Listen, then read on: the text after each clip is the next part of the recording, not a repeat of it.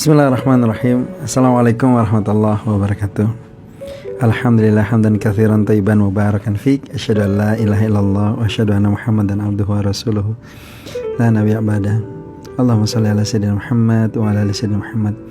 Segala puji bagi Allah yang telah memperjalankan saya dari tadi malam nyampe di Makassar. Insyaallah besok kelas PPA for Family dan Private Class ya.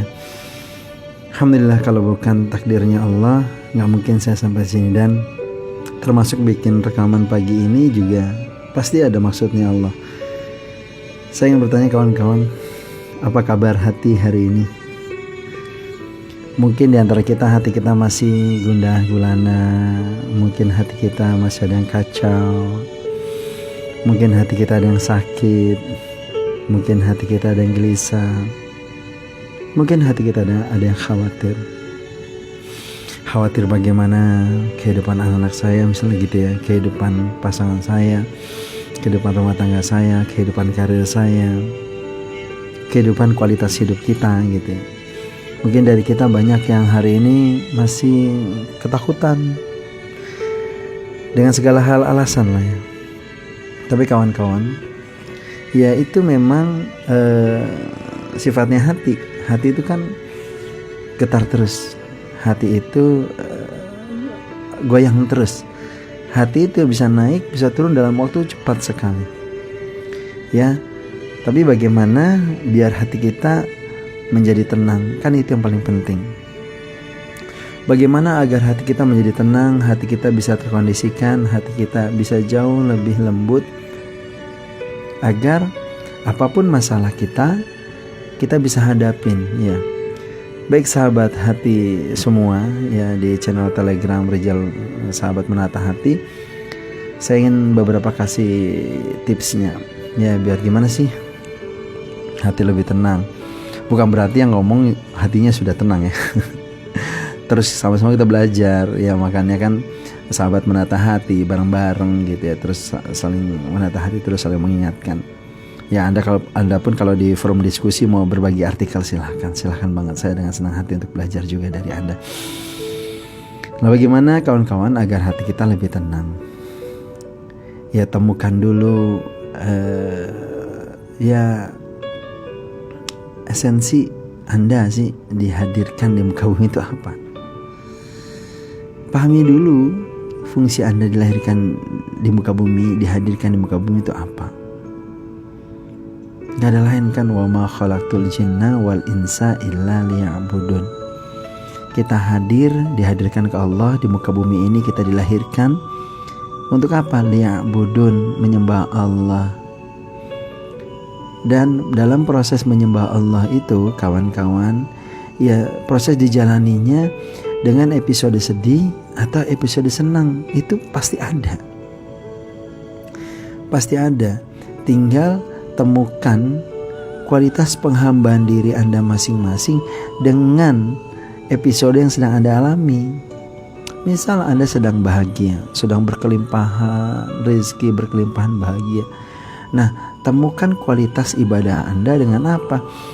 Ya dengan harta yang sudah dititipkan pada Allah, Anda berikan lagi ke banyak orang. Berbagi, memberikan rasa bahagia di orang lain.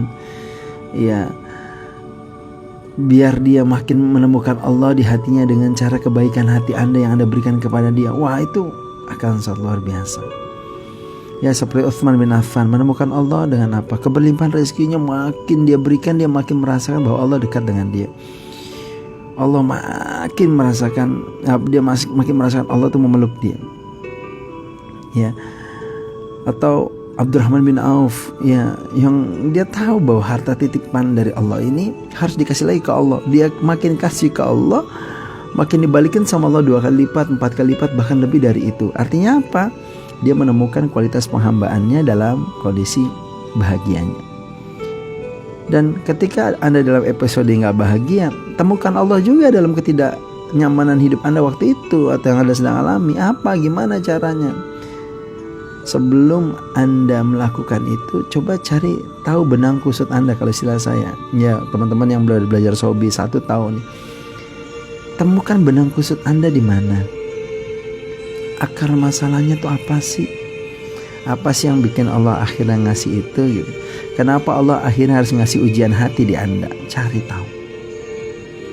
Setelah tahu, ya sudah.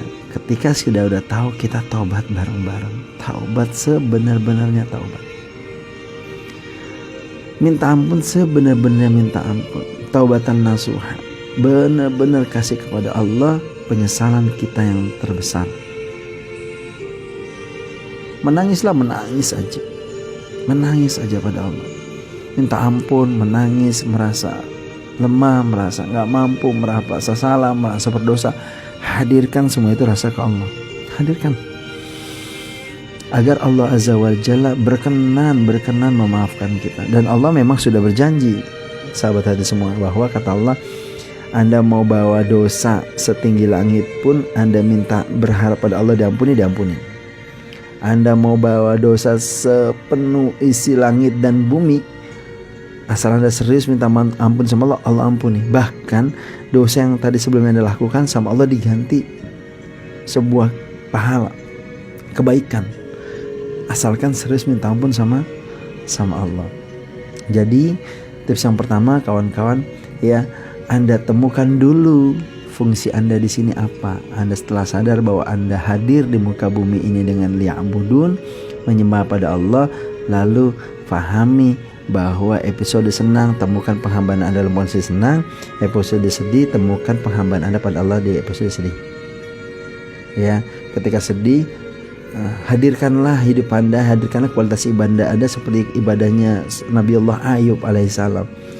Apapun kondisi dia, apapun ketidaknyamanan dia, gak penting buat dia.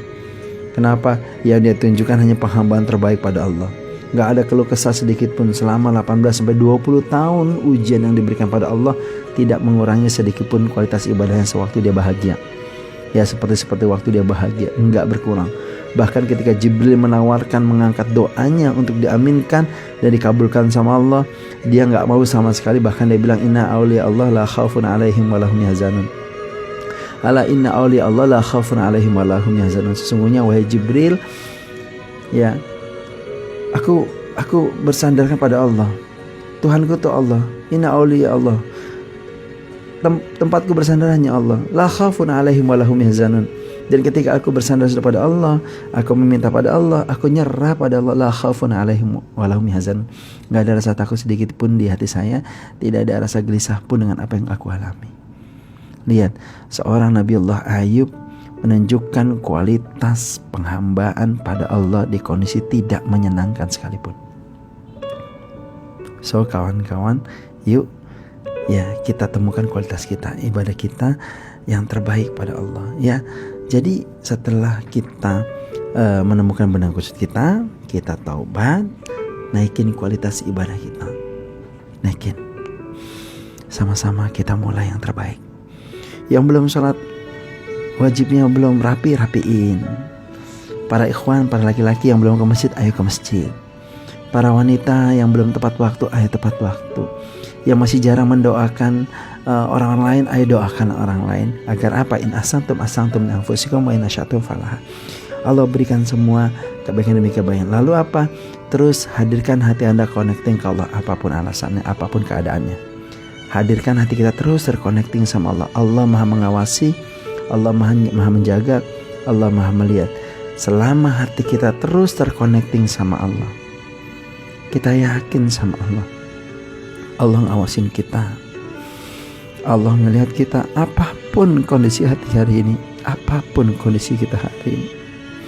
Mau bahagia, mau sedih, mau keberlimpahan, mau kekurangan, demi Allah, Allah gak pernah ninggalin hambanya, gak pernah. Dan bisa jadi semua yang Allah titipkan di hati kita, mau enak, mau gak enak, mau sedih, mau kecewa, mau apapun itu semua titipan Allah. Dan Allah sedang memeluk kita dengan kasih sayangnya.